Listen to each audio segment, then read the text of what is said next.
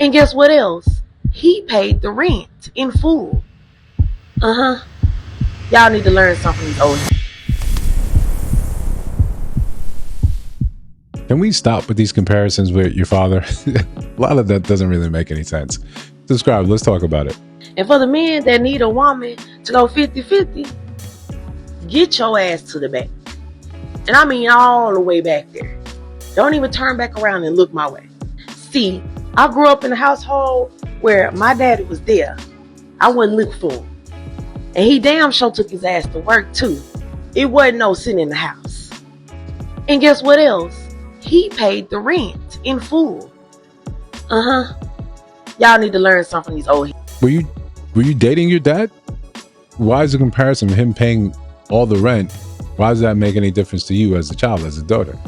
This is no. No. Also, what was your rent? What was your daddy's rent? Let's not ignore it with the change in economy. Let's not ignore the stark inflation. Let's not ignore the price increase versus the lack of income increase. I'm not saying that this is an excuse or why, but it's a real reason why people are struggling actually paying their bills. Things are more expensive. Income hasn't gone up with that same amount. So it became normal along the way to have two people working. Once women joined the workforce, the society got more expensive. You can look up and see that timing. Everything got more expensive. Before that, you could support an entire family on one income. You keep trying to reference those times as if it makes sense. My father bought his house that I bought from him later on in my life. He bought it for $86,000. $86,000. That's $1 million house today. $1 million house today. He bought it for $86,000. Yeah, but he paid all the. Yes, a different set of bills now. We got a different set of bills now. That's reality. That's how it works. That's how it happens. Keeping going with these asinine suggestions that it's somehow, well, they did it. Granddad did it. My father did it. Cool. That just shows the rest of us that you don't understand a lick of economics, not a lick.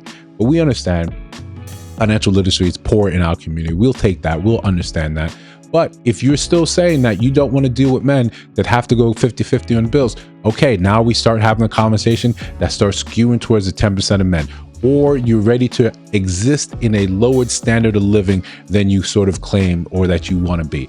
Yes, man can make 80,000, 60,000, and you could not have to work.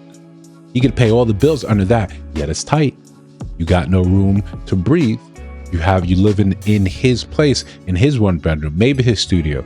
You don't have the life of luxury that you're trying to associate with a man paying all the bills. You have to get clever. You have to coupon. You have to make sure you're hand washing some of these clothes because you really can't afford the washer or the dryer or the added bills that come from that. There's no vacations. There's no real savings. You're check to check. He gets sick. All things go to hell. You have a medical emergency, all things go to hell. It's tight, but you could do it. You could do it. But the truth is, the conversation about this 50-50 or you getting to stay home, you still want to do it and still want to shop. You still want to go on vacation. You still want to be able to go and say, I want a Birkin. I want to do, I want all these luxurious things. No, you don't want to make your own clothes, right? You don't want to make your own clothes. You don't want to do that. You're not being realistic. And then you add a child into it. You add a child into it and see how that whole blows up. Now he has to work. He's making 60 on paper, but he has to work to the point where he's making 20 grand in overtime, 30 grand in overtime to sustain this. And he has to do that for the rest of your existence together. Then you still get mad because you don't have any type of interaction with him because he lives at work. You have to make his meals and not see him. And when things come back home, he doesn't have the wherewithal, the ability. He doesn't know where up is or where down is. He is exhausted. That is the type of life that you're trying to do. All because you refuse to understand a little bit of economics. You refuse to look and say and marry two conversations that you're having separately. Eggs are more expensive. You think that means things are more expensive? Gas is up. Do you think that means things are more expensive? Do you think that means it's going to be harder for a single person to do it on one salary? And if you find someone that does, why would he do it for you? Why would he say, you're who I want?